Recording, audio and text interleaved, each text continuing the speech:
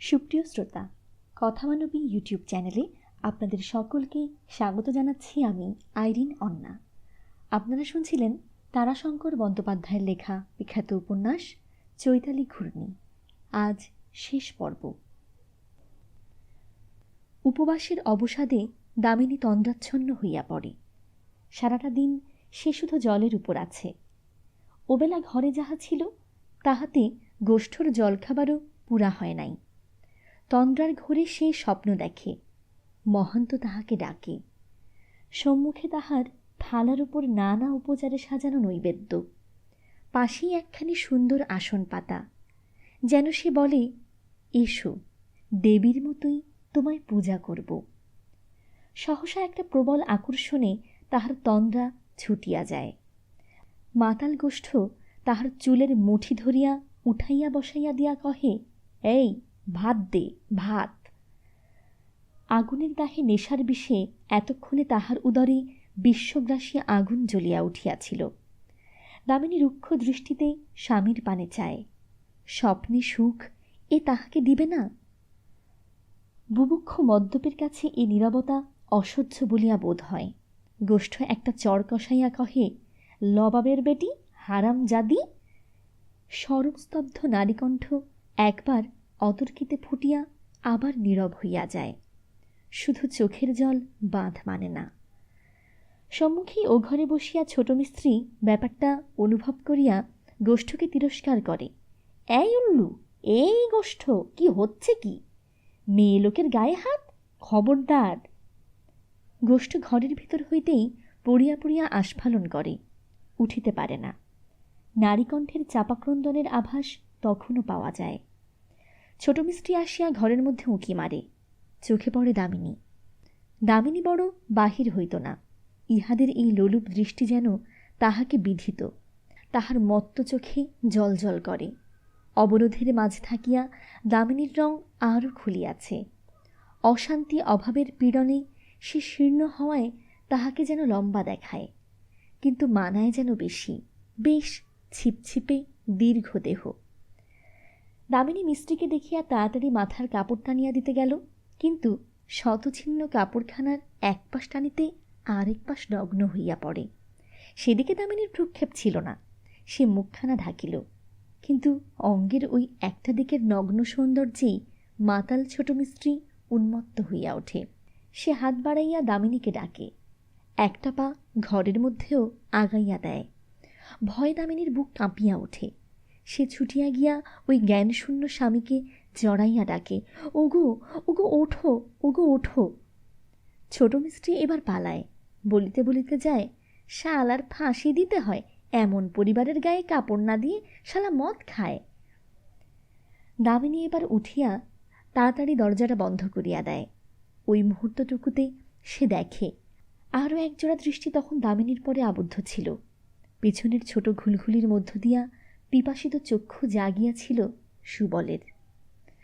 পান বিড়ি মুড়ি মুড়কির দোকান ফেলিয়া সে দিনে 10 বার সেথায় আসিয়া চোখ পাতিয়া থাকিত বউকে একটি পলক দেখার জন্য। স্টেশনের জমাদারকে কহিত, দেখো তো দাদা দোকানটা, আমি এলাম বলে, বিড়ি খাও ততক্ষণ। ঘুলঘুলি তো নয়, যেন তমসার দ্বারপথ, অন্ধকার অন্ধকার। দৃষ্টি শিহরিয়া ওঠে, চোখের তারা শঙ্কা পায়। একটা দীর্ঘ নিঃশ্বাস ফেলিয়া সুবল ফিরিয়া আসিত। আবার হয়তো ঘণ্টাখানেক পরে বালতির জলটা ফেলিয়া দিয়া আপন মনেই কহে, এহ, ময়লা কত, জল পাল্টে আনি, দোকানটা দেখো তো ভাই পানি পাড়ে। পানি পাড়ে হাসিয়া কহে, হে যে জল ফেলে জল আনতে যাওয়া হে, বলি কোন ঘাটে হে, এ পাড়া না নাম পাড়া? বাউরি পাড়ার পানে আঙুল দেখায়। সুবল আর সে সুবল নাই। এই মুখর আবহাওয়ায় সে বেশ জীবন্ত হইয়া উঠিয়াছে। মুখ ফুটিয়াছে, ছলনায় আর বাঁধে না। সে কহে, ঘাটে নয় হে, কলের মুখে। পিরিতি করবি, গোপন রাখবি, তবে তো থাকবি সুখে। বেশ বেশ, বেঁচে থাক কালাচাঁদ। দেখ দেখ, এই দেখ, জলে পোকা, দেখ। তারপর তড়িৎ পদে সে চলিয়া যায়। আজও এমনই একটি গোপন চোখ পাতার অবসরে এই ঘটনাটি তাহার চোখে পড়িল। অন্ধকারের মাঝে দামিনীকে উজ্জ্বলভাবে দেখা না গেলেও দামিনীর আর্তকণ্ঠ, গোষ্ঠর গালিগালাজ, ছোট মিস্ত্রির ওই কাপড়ের কথা সুবলের কানে গেল। তাহার অশ্রুরুদ্ধ দৃষ্টির সম্মুখে ভাসিয়া উঠিল অনাহার ক্লিষ্ট, শীর্ণা, অবসন্না, অশ্রুমুখী দামিনী। পরনে জীর্ণ বাস। সে বুঝি মাটিতে লুটাইয়া পড়িয়া ধরিত্রী জননীর কোলে আশ্রয় চায়। সুবলের আর জল লওয়া হইল না। সে ফিরিল। কিছুক্ষণ পরেই সে একটা চাঙারি মাথায় করিয়া গোষ্ঠদের বাড়ি ঢুকিয়া হাঁকিল, কই হে, মোড়ল কই? ছোট মিস্ত্রি দাওয়ায় বসিয়া কহে, কি হে দোকানি? এই ভাই, একটা সিঁধে আছে, মোড়লের বাড়ি দিতে হবে। অনেক দিন থেকেই মনে করছি, দোকান করলাম, মোড়ল গায়ের লোক, একদিন খাওয়াবো। তা ভাই, আমার কে রাধে বাড়ে, তাই সিধে দিয়েই সারি। কই মোড়ল কই? বলিয়া সুবল গোষ্ঠর বারান্দায় উঠিয়া রুদ্ধদ্বারে আঘাত করে। ধীরে ধীরে দুয়ারটা খুলিয়া দিয়া দামিনী সরিয়া দাঁড়ায়। সুবল সম্ভার পাত্রটি মেঝের উপর নামাইয়া দিয়া মৃদুকণ্ঠে কহে, এমন দিনে আমাকে একটা খবর দিলেও তো পারো। দামিনী উত্তর দিতে পারে না, কাঁদিয়া ফেলে। দামিনীর চোখে জল দেখিয়া সুবলও কাঁদিয়া ফেলিয়া কহে, বউ। বলিয়া সে সান্ত্বনা দিবার অভিপ্রায়ে দামিনীর হাত দুইটি ধরিতে যায়। মুহূর্তেই দামিনী হাত দুই পিছাইয়া গিয়া তাহার পানে তাকায়। সজল চোখেও দামিনী ঝলকিয়া যায়। সুবল পলায়। গোষ্ঠর তখন নাক ডাকে, যেন মরণ ঘুম। দামিনী ঘরে খিল দিয়া ওই আহার্য সম্ভারের পানে তাকিয়া বসিয়া থাকে। ভোরে উঠিয়া গোষ্ঠ ক্ষুধার যাতনায় চারিদিকে যায়। দামিনী তখন ওপাশে ভোরের দিকে ঘুমাইয়া পড়িয়াছে। চোখে পড়ে সেই খাবারের চাঙারিটা। গোষ্ঠ সেটা কাছে টানিয়া জল খাবারের আয়োজনটুকু গোগ্রাসে গেলিতে থাকে। একটা দীর্ঘশ্বাসের শব্দে পিছন ফিরিয়া সে দেখে দামিনী তাহারই পানে এক দৃষ্টে চাহিয়া আছে। গোষ্ঠ ধীরে ধীরে তাহার পানে ফিরিয়া বসিয়া লজ্জিতভাবে কহে, কাল কি তোমাকে মেরেছিলাম? দামিনী কথা কয় না, কাঁদে। গোষ্ঠ কহে, আমাকে মাফ করো, করবে না? দামিনী আবেগরুদ্ধ আবদার ভরা সুরে কহে, ওগুলো আর খেও না। ওই গোগ্রাসে গিলিয়া গোষ্ঠ কলের পানে ছোটে। ভোরবেলা হইতেই ফায়ারম্যানের বয়লারে আগুন দিতে হয়। হাতলের পর হাতল ভরা কয়লা অগ্নিগহ্বরে নিক্ষেপ করে। দাউ দাউ করিয়া আগুন জ্বলে। চিমনি দিয়া রাশি রাশি কালো ধোঁয়া প্রভাতের স্বর্ণ আলোর পথ রোধ করিয়া সমস্ত স্থানটা ম্লান ছায়াচ্ছন্ন করিয়া তোলে। বয়লারটা আপনার তেজে আপনি কাঁপে, ঘুঙায়, ঘুম ঘুম ঘুম ঘুম। 7টায় সিটি পড়ে, ভোঁ ভোঁ। গোষ্ঠ হাসে আর বয়লারটাকে তারিফ করিয়া বলে, বাহ বাহ বেটা, বাহ, বেশ বলছিস, ভোঁ ভোঁ, দে সব ভোঁদর। কুলি মজুদ্দের দল সিটির শব্দে কলের পানে ছুটে হা অন্ন করিয়া মুখের রবে কথাটা রটে না বটে, কিন্তু তাহাদের ত্রস্ত ভঙ্গিমার গতিতে তাহা ফুটিয়া ওঠে। কল চলে, বয়লার গোঙায়। ইঞ্জিনের সঘন সুউচ্চ নির্মম শব্দ, স্টিমের ফোঁসানি, বেল্টিংয়ের টানে বড় বড় চাকাগুলো অবিরাম ঘুরপাক খায়। শব্দ হয় একটা অনুনাসিক ঘন ঘন ঘন ঘন, বিপুল বিচিত্র বিকট শব্দ। মজুরেরা কাজে মাতে। ওই শব্দরাজ্যে নিজের শ্বাস প্রশ্বাস পড়ে কিনা বোঝা যায় না। যন্ত্রের মতো কাজ করিয়া চলে। ওই নির্মম বিরাট শব্দে একটা অনুরূপ আবহাওয়ার সৃষ্টি করে।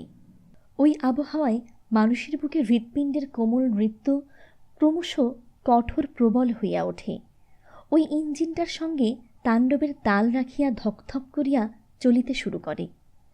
শ্বাস প্রশ্বাস মুখ দিয়া হা হা করিয়া পড়ে, যেন ওই স্টিমের ফোঁসানির সঙ্গে সমতা রাখিতেই হইবে। পেশিগুলো ওই যন্ত্রের মতোই কঠিন হইয়া ওঠে।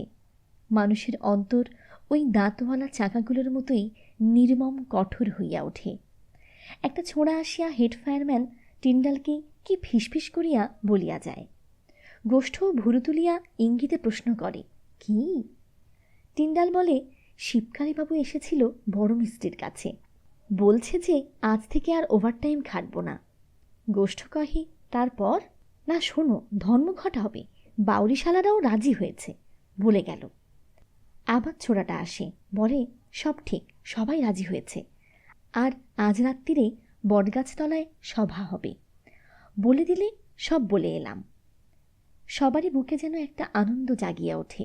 দুনিয়াতে বড় কাজের একটা আনন্দ আছে, শক্তিরও একটা আনন্দ আছে। আজ পরস্পরের পানে তাকাইয়া উহারা মিষ্টি হাসি হাসে। অতীতের ছোটখাটো মনোমালিন্যের কথা মনেই পড়ে না। বেলা 12টায় আবার সিটি বাজে। টিফিনের ছুটি। সব দলে দলে বাড়ি পানে চলে। মৃদু গুঞ্জনে সবাই আজ ওই কথাই বলে। গোষ্ঠ চলে সবার শেষে। ফায়ারম্যানদের তাই নিয়ম। ওদিকে অগ্নিগর্ভ বয়লারটা শুধু ফোঁসায়। দামিনী সেদিন শুইয়াই ছিল। আগের দিন উপবাসে গিয়াছে। এঁটো কাটা নাই, বাসন মাজা নাই, আর ঘরেও আপনার বলিতে কিছু নাই। যাহা দিয়া নূতন করিয়া উনান জ্বালে, যাহা আছে তাহা সুবলের দেওয়া, কিন্তু সে স্পর্শ করিতে মন চাহিতেছিল না। বিশেষ করিয়া গোষ্ঠর সেই নির্লজ্জ খাওয়াটায় পেটের জ্বালার উপর তাহার ঘৃণার অন্ত ছিল না। একবার মনে জাগিয়া উঠিতেছিল আত্মহত্যার প্রয়াস। আবার মনে হইতেছিল ওই উপচারে পরিপাটি করিয়া উদর পূর্ণ করিয়া খায়। সুবলকে ডাকিয়া পাঠায়। তাহার মুগ্ধ নয়নের আরতিতে সে নববধূর মতো হইয়া ওঠে। পরক্ষণেই মনে জাগে দারুণ ঘৃণা নিজের দেহের উপর, অক্ষম নির্লজ্জ স্বামীর ওপর, দুনিয়ার ক্ষুধার উপর। সমস্তগুলোর বিভৎসতা তাহাকে অতি কঠোরভাবে পীড়া দেয়। দীর্ঘদিনের উপবাসে ক্ষুধা তাহার ছিল না, কাজেই ওই আহার্যগুলোর প্রতি কোনো আকর্ষণও তাহার কাছে ছিল না। ছিল শুধু দুর্বল চিত্তে অর্থশূন্য চিন্তা। সহসা পিছনের সেই ছোট্ট জানালায় একটা শব্দ হয়, খস খস। দামিনী চমকিয়া সেদিকে চায়। দেখে শিকের ফাঁক দিয়া একখানা কাপড় আগাইয়া আসে। চওড়া খয়ের পাড় শাড়ি একখানা। দামিনী খয়ের পাড় শাড়ি পরিতে ভালোবাসিত। দামিনীর বুকে একটা লঘু চকিত ভাব জাগিয়া ওঠে। বক্ষস্পন্দন অকারণে দ্রুত হইয়া ওঠে। সে এপাশ ওপাশ তাকায়। মনে হয় ওই অন্ধকার কোণে দাঁড়াইয়া কে বুঝি দেখিতেছে। সে বুঝিতে পারে কাপড়খানার ওপারে কে। তাহার মনের রুচিটি এমন নিখুঁতভাবে জানি কে। তাহার মনে পড়ে কোন গাছটির আম সে ভালোবাসিত, কোন কুলে তাহার রুচি বেশি, সে জানে কে। দামিনী ধীরে ধীরে উঠিয়া বসিল। শব্দ করিতে শঙ্কা হয়, কে হয়তো আড়ি পাতিয়া আছে। একবার সে কোমল মনোহর বসনখানার পানে তাকায়, আর একবার চায় আপন অঙ্গের ওই শীর্ণ ছিন্ন মলিন বসনখানার পানে। সহসা আপন মনে দুটো আঙুল দিয়া নিজের পরনের কাপড়খানা ঘষে। জীর্ণ অতি কর্কশ কাপড়খানা। আঙুল দুইটার ডগা জ্বলিয়া ওঠে। কাপড়খানা ছিঁড়িয়া যায়। তাহার চক্ষে একটা বিচিত্র জলজলে দৃষ্টি ফুটিয়া ওঠে। সারা অঙ্গে কাঁটা দিয়া ওঠে। একটা লঘু কোমল শব্দ হয়। কাপড়খানা ঘরের মেঝের উপর আসিয়া পড়িল। ওই লঘু শব্দেই দামিনী চমকিয়া উঠিল। কাপড়খানার অন্তরাল হইতেই জানালার ওপাশে একখানা মুখ চকিতে দেখা যায়। পর মুহূর্তেই সে সরিয়া গিয়াছে। দামিনীর অনুমান মিথ্যা নয়, সে সুবলই। দামিনী বসিয়া বসিয়া ভাবে, আর আঙুল দিয়া কাপড়খানা ঘষে। কোমল মসৃণ। ধীরে ধীরে সে কাপড়খানা আপন হাতের বাইরের উপর ঘষে। কাপড়খানার কোমলতার একটা মধুর অনুভূতি আসে। আর ওই দামিনীর শখের পাড়খানি সুন্দর, চোখ জুড়াইয়া যায়। দোষ কি? কত জনের কথা মনে পড়ে, শত শত দৃষ্টান্ত তাহার মনে আসিয়া জাগে। ওই ছোটলোক পাড়ার উহারা, উহাদের নয় এই স্বভাব, কিন্তু এই সৎ জাতি, ইহাদের মাঝেও তো অভাব নাই। ওই খেদের অঙ্গে পয়েন্টসম্যানের দেওয়া উপহারের অন্ত নাই। সে কথা জানেও তো সকলে, খেদিও তো গোপন করে না। তাহার তো ইহাতে লজ্জা নাই। সে তো প্রকাশ্যেই বলে, সজ্ঞে আমার কাজ নাই ভাই, সেথায় না হয় তোরাই যাবি, হেথায় তো খেয়ে পড়ে বাঁচি। খেদির নয় রক্ষক নাই, কিন্তু ওই দাসী, তাহার তো স্বামী আছে।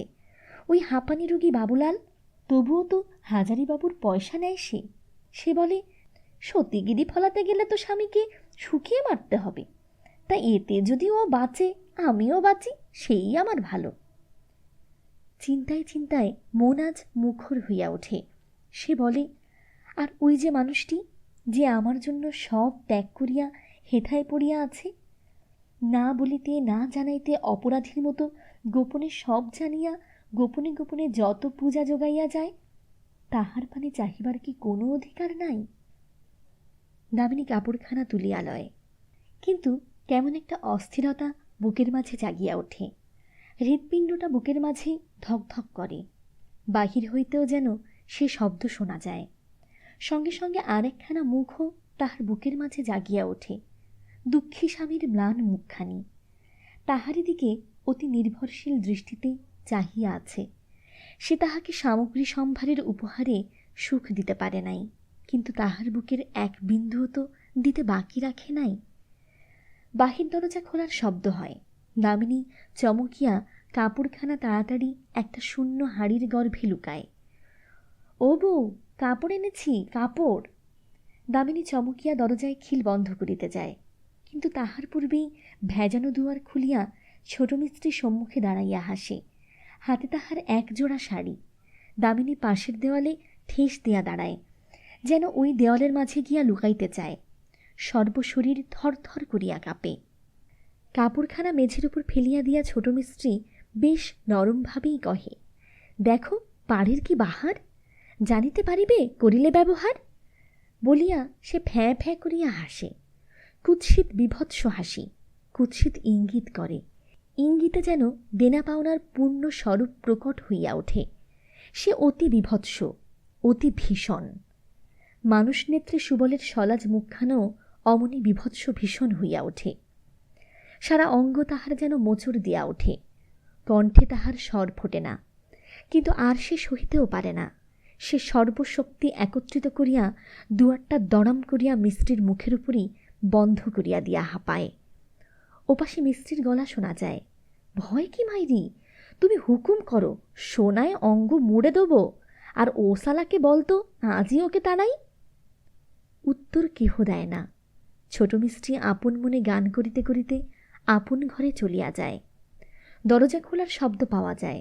দামিনীর আর লজ্জার আত্মগ্লানির পরিসীমা থাকে না।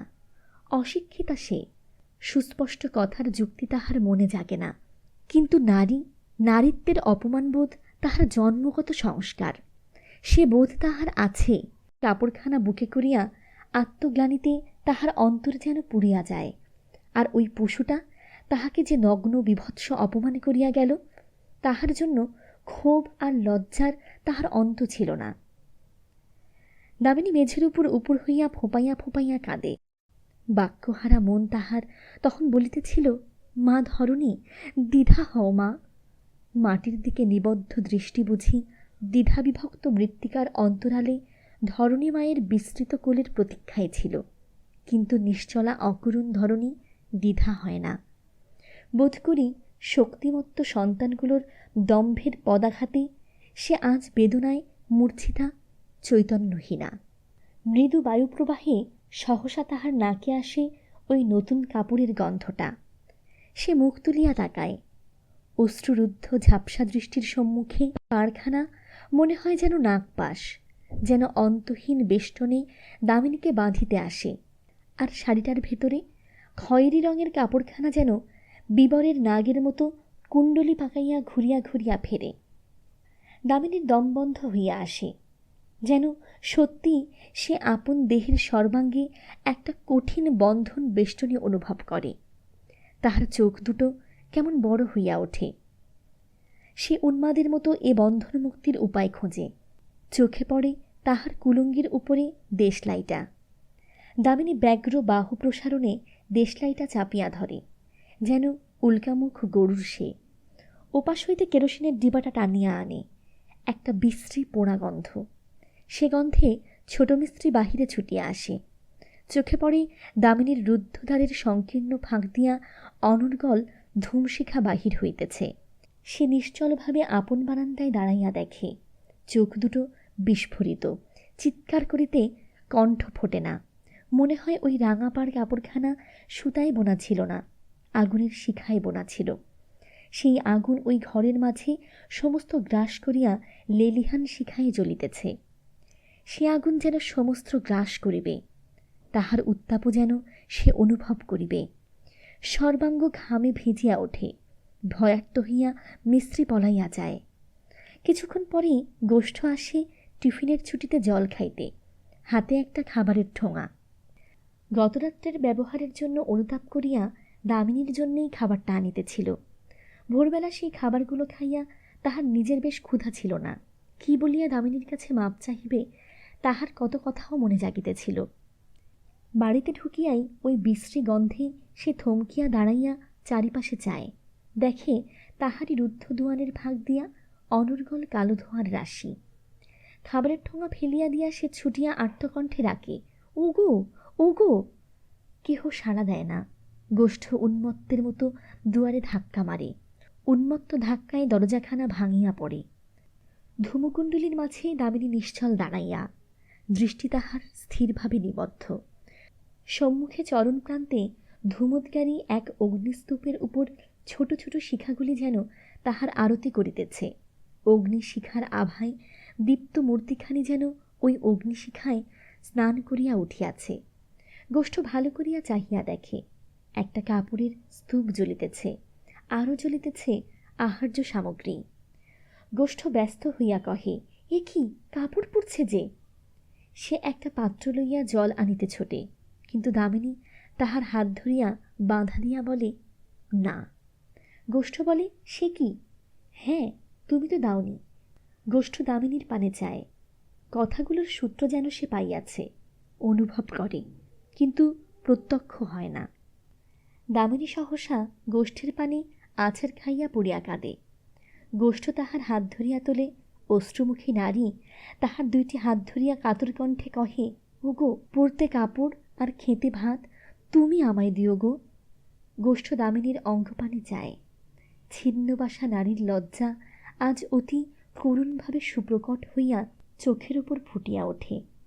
দগ্ধ কাপড়ের গাদার পানে আঙুল দেখাইয়া গোষ্ঠ পুরুষকণ্ঠে কহে, কে দিলে কে?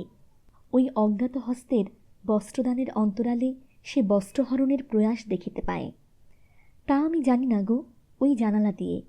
গোষ্ঠর মূর্তি দেখিয়া সে শিহরিয়া উঠিল।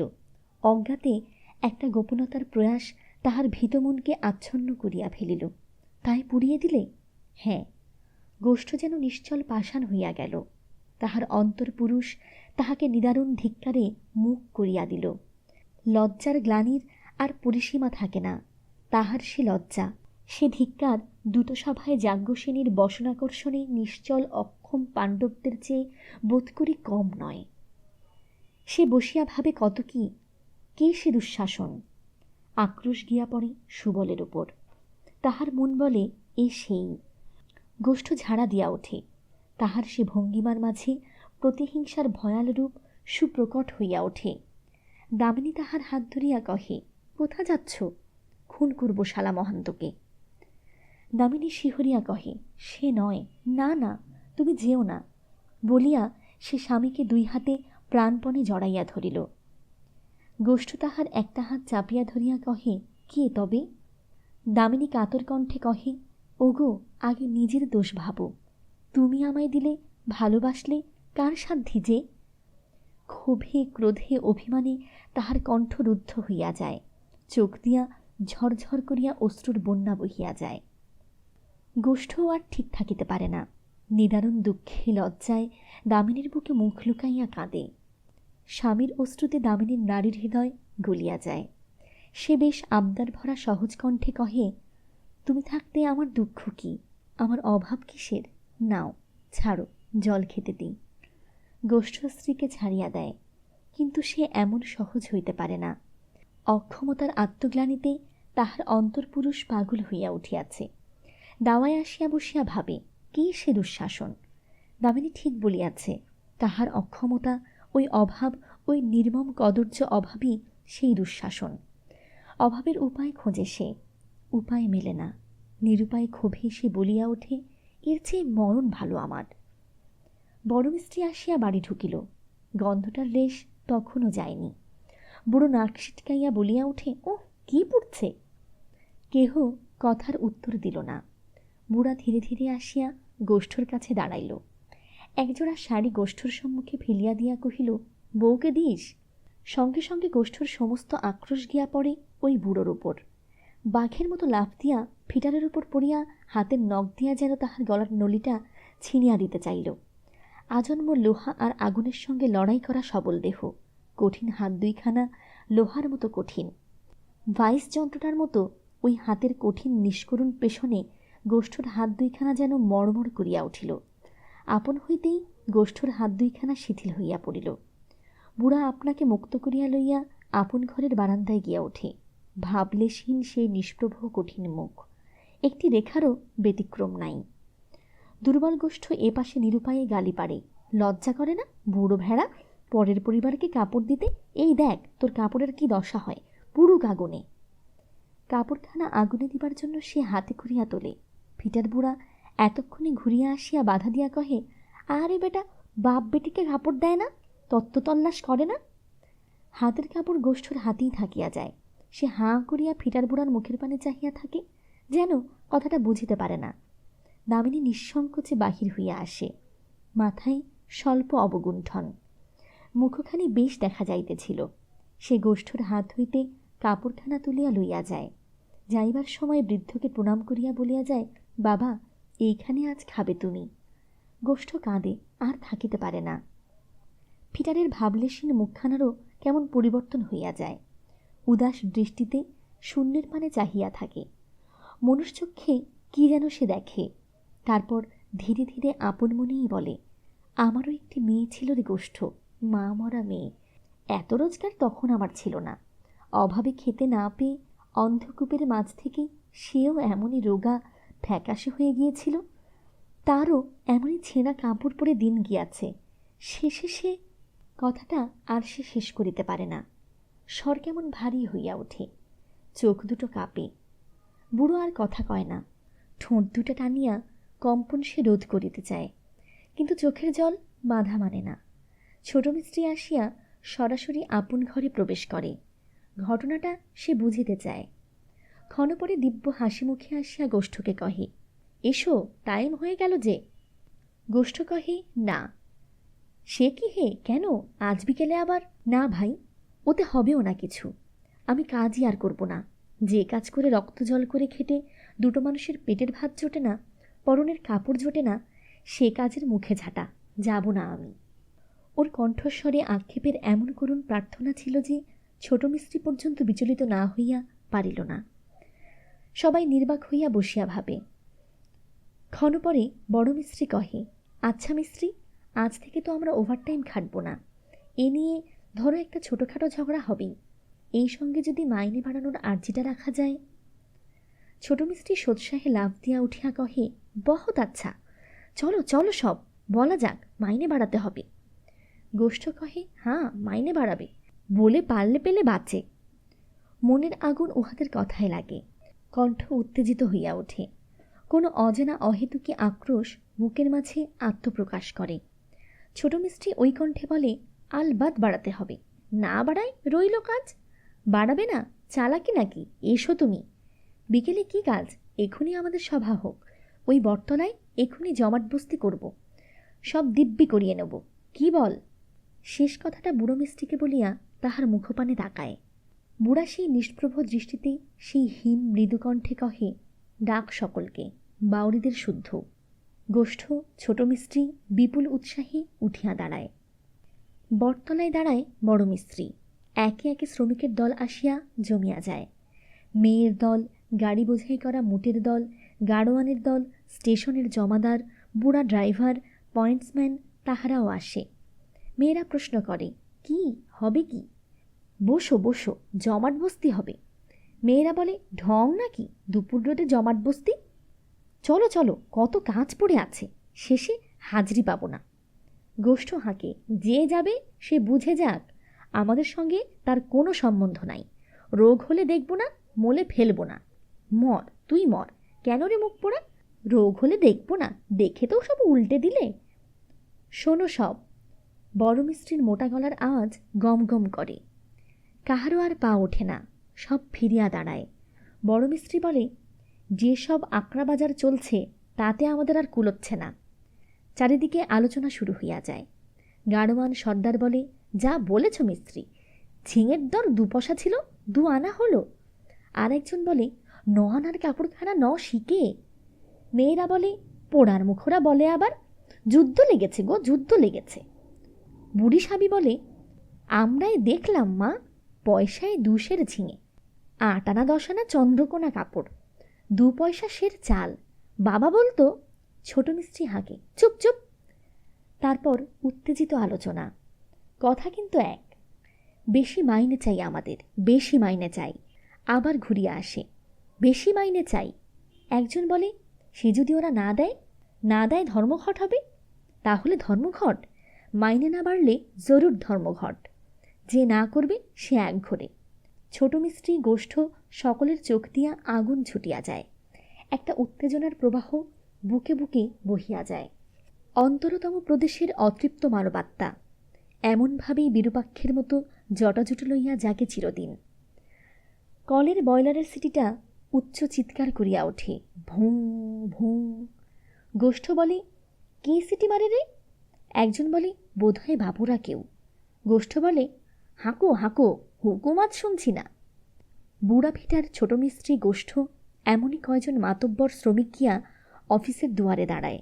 পিছনে কলের দুয়ারে বুভুক্ষ মজুরের দল। বুড়া খাজাঞ্চি বলে, কোন লবাবের বেটার বিয়ে? কাজ কামাই করে বটতলাতে হচ্ছিল কি? কে একজন বলে, তোর বাবার বিয়ে, তুই নির্ভর যাবি? বুড়া ভিটার বলে, মালিকবাবুর সঙ্গে দেখা করব একবার। যাও যাও, কাজে যাও, এরপর দেখা করো মালিকের সঙ্গে। অনেক কাজ কামাই হয়ে গেছে আজ, সব মাইনে কাটবো, জেনে রেখো। একজন বলে, মাইনে কাটলে আজ তোমার? সমবেত জনতা চেঁচাইয়া ওঠে, ধর ধর, বুড়ো ভালুককে ধর। খাজাঞ্চি ঘরে গিয়া দরজায় খিলাটে, খোলা জানালা দিয়া দাঁত খিচাইয়া হাঁকে, পল্টু সিং, পল্টু সিং। ম্যানেজার উপরের বারান্দায় আসিয়া হাঁকে, ক্যা হ্যায়? সমবেত জনতা চিৎকার করে, বেশি মাইনে চাই আমরা, খেতে পাই না, পড়তে পাই না, আমরা বেশি মাইনে চাই।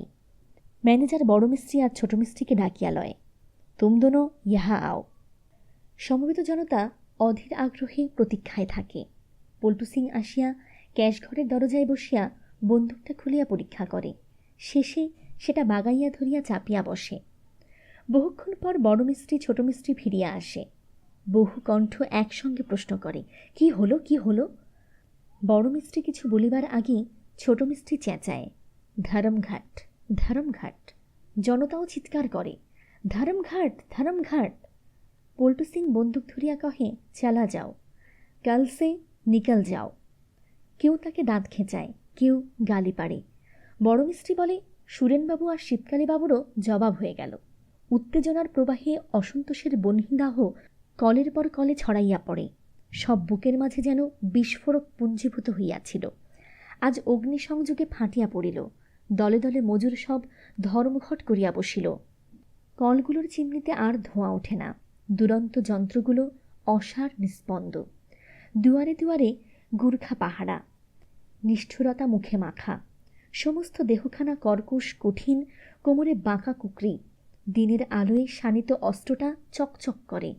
সারা অঙ্গ ব্যাপিয়া হিংস্র তীক্ষ্ণতা শোণিত তৃষ্ণায় লকলক করে। মজুরের দল প্রথম উত্তেজনায় নিষ্ফল আক্রোশে দাঁতে দাঁত ঘষে, জয়ের জন্য জীবন পর্যন্ত পণ করে।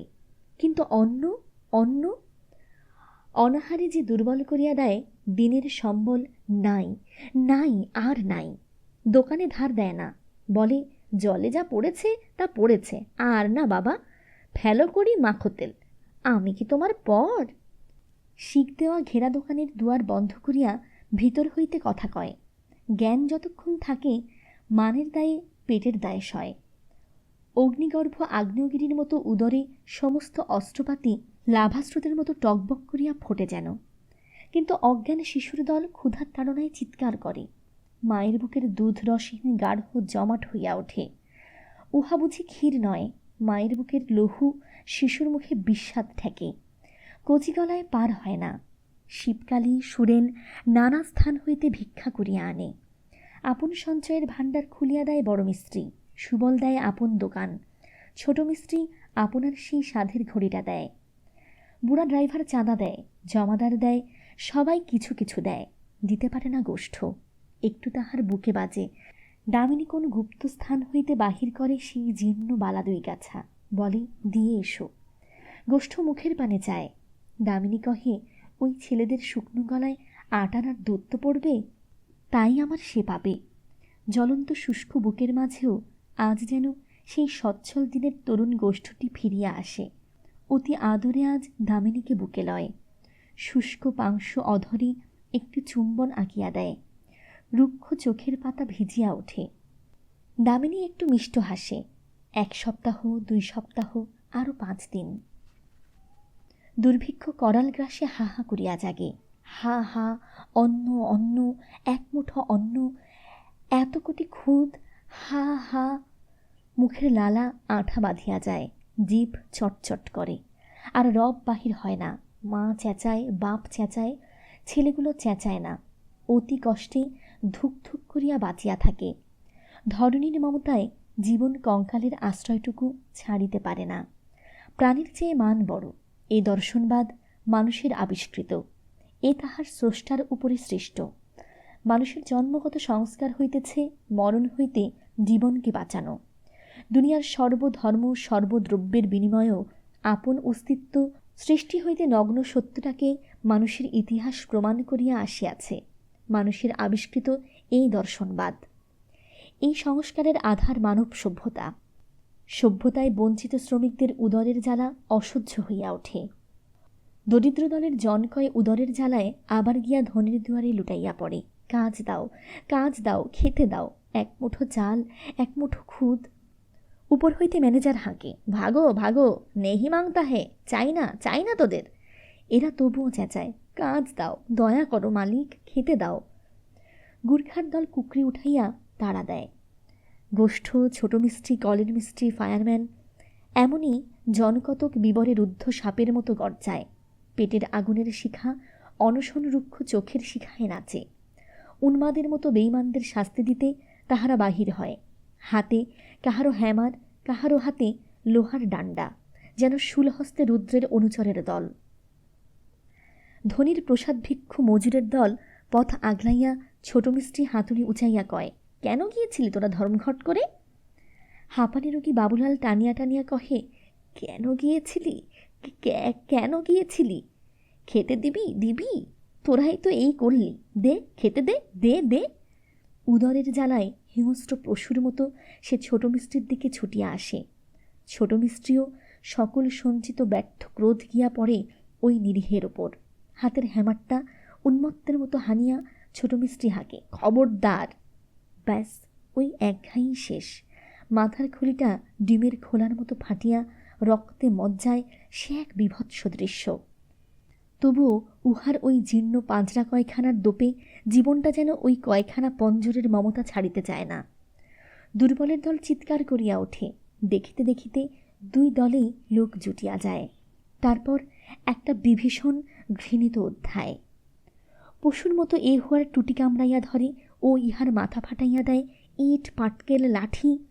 প্রেতের মতো তাণ্ডব নাচে সব, আর্তের চিৎকার, প্রেতের মতো উল্লাস। দেখিতে দেখিতে পুলিশ আসিয়া পড়ে।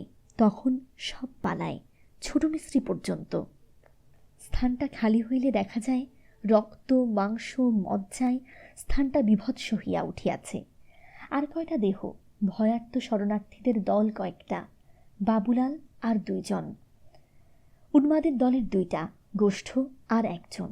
হাসপাতালে গোষ্ঠ মরিতে যায়, পাশে শিবকালী দাঁড়াইয়া।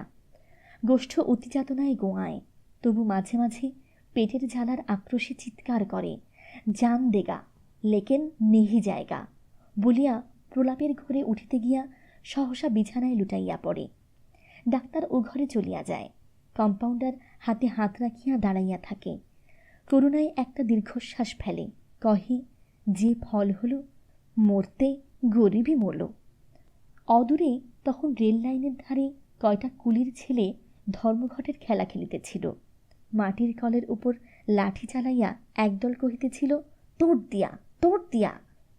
সেই দিকপানে চাহিয়া শিবকালী আপন মনেই বলে, চৈতালির ক্ষীণ ঘূর্ণি, অগ্রদূত কালবৈশাখীর। সুপ্রিয় শ্রোতা বন্ধুরা, এই ছিল চৈতালি ঘূর্ণি উপন্যাসের শেষ পর্ব। খুব শীঘ্রই চলে আসব নতুন কোনো উপন্যাস নিয়ে। সকলে খুব ভালো থাকুন, সুস্থ থাকুন। আনন্দে থাকুন, নিজের জন্যে বাঁচুন, নিজের আপন মানুষদের জন্যে বাঁচুন। অনেক অনেক শুভকামনা জানিয়ে আজকের মতো এখানেই শেষ করছি।